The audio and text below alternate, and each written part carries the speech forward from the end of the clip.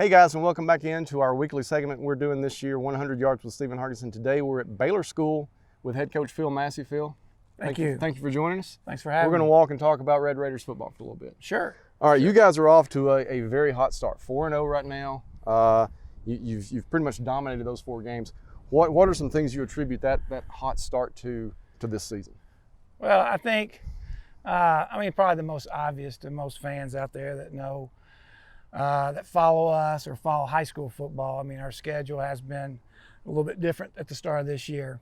But I think one of the things that we've really talked about, that we've got a group of seniors this year who are hungry, and they know what it's like to go through the last couple of seasons where we haven't lived up to our own expectations of what we expect in Baylor football. And so those guys have sort of made it their motto this year of whatever it takes. And we sort of took that from the idea of if you want something you've never had, you'll do something you've never done. And so we talk about just whatever it takes from the standpoint of just work ethic, the commitment and the discipline we got to have as a team. So I think that's helped this year. These guys are eager to prove themselves and to prove to the Baylor community that what they've seen the last couple of years is something that we definitely want to cure. Yeah, want to take care of. But, but it's been tough, and obviously we had a lot. You had injuries and things like that, which, as coaches, we talk about no excuses anyway. So we don't talk about making any excuses for what happened. But our kids are definitely have come out and they've played hard and they've done exactly. We're right where we felt like at the beginning of the season we should be at this point. But even before the last couple of years, you had the program at a point where you guys played for back-to-back state championships for several years. How many years straight that y'all were at least in the semifinals? Yeah, we were in the semis 3, and I think that sometimes when you graduate a class, like 2 years ago, we graduated the class that went 4-8, and even in the 4-8 year, we were a touchdown away from being back in the semis. But they had gone to 3 semis 3 years in a row, and I think sometimes you lose touch of what it really takes to get to that point again. And so I think it makes us as coaches too begin to reevaluate ourselves and what we're doing, because obviously there's certain things that change over time that we've got to be able to be flexible and to change. But there are things that I think are really pertinent to being successful, and one of them is mental toughness, and that's one of the things that we've really have talked about. It's been something that we've really worked hard on this offseason, is just being a mentally tougher team, because obviously in the league that we're playing in, you've got to be mentally tough, week in and week out, because right now we're at a point we're fixing to get into the meat of our schedule, and hopefully our guys are prepared mentally, or more mentally than they were last year. Going back to that, it's so impressive what you were able to do, the 3 semifinal runs, the back-to-back state championship. I attributed more of these last 2 years. You talked about the injuries and things like that, but also the league that you guys are in, just how competitive it is. You're a guy who also, before you came here, when you were at Haywood, you got them to several state championship games. Kind of compare for people that don't know, a 4A powerhouse program that you were at, as opposed to the Division II AAA league that you guys are in, week in and week out, what you see at this level. Well, I think one of the things is just the coaching, and not just generally. I don't take away from, there's great public school coaches. I'm not talking about that. I'm talking about just the number of eyes. Right. Because once I got in coaching in a private school, you had position coaches. When I was at Haywood County, I coached the secondary, the running backs, the quarterbacks, the wide receivers. And I had, like the PAT and the field goal block and the punt team. You had a lot of responsibilities that you sprinkled among 3 or 4 guys. And now you've got so many eyes, and I tell you, the game has evolved just from the standpoint of the media now. Who would have thought that you got an iPad on the sideline and you're watching a replay, and you can take a group of players instantly and go over and try to make corrections that before, you had the whiteboard, you were asking your right guard, okay, what technique is this guy? Is he head up?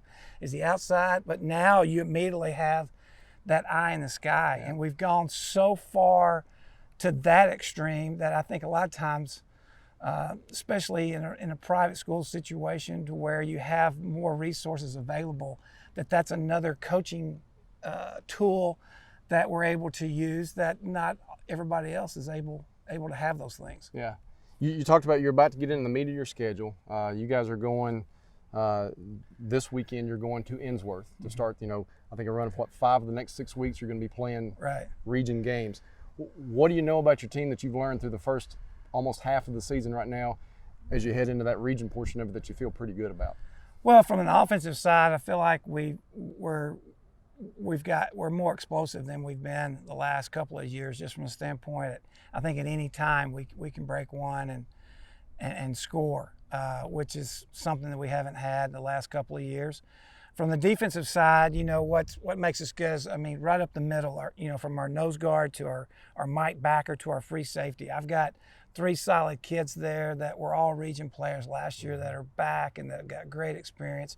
And so there's sort of your guys in the middle that are helping you on defense that are solid. And then the kicking game, that is something we knew we needed to continue to work. And actually over the last few weeks, it's gotten a little bit better each time. And I know it was a point of emphasis for us last week. And we kicked our first field goal last week, but we're doing better in the kicking game, because I know over these next few weeks there's going to be a game that's going to come down to a big play on special teams, and that's something that we really can't overemphasize enough with our kids about being good on special teams. You've got some new faces, but also when you've got a guy like a Noah Martin at linebacker, who's obviously a college prospect, got a lot of guys looking at him.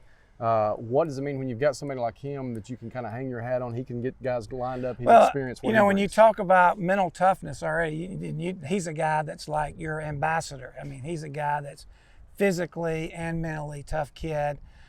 He's a no excuse guy. He's a great leader in the locker room because he sets a great example in school, in the weight room, on the field, in the film room. This morning he was the first guy in the film room this morning, in our office watching film this morning. So to have a leader like that, it speaks volumes, because the kids see that, his peers see that, and they know that, and so it kind of raises everybody else's level of expectations for themselves to say, hey, I got to try to emulate what Noah, because he's a guy. He's not out there just talking it; he's walking it all the way. Yeah. And you've got other guys that you knew coming into the season what they could do, but a couple of the newcomers, Neil and Gene at quarterback, Elijah Howard, who pretty much you both can put those him guys have done well. They've learned our system really quick and have bought in to our team and to our staff, because sometimes you can bring in kids, and sometimes it can either help with chemistry or it can hurt, and they definitely have come in and have tried to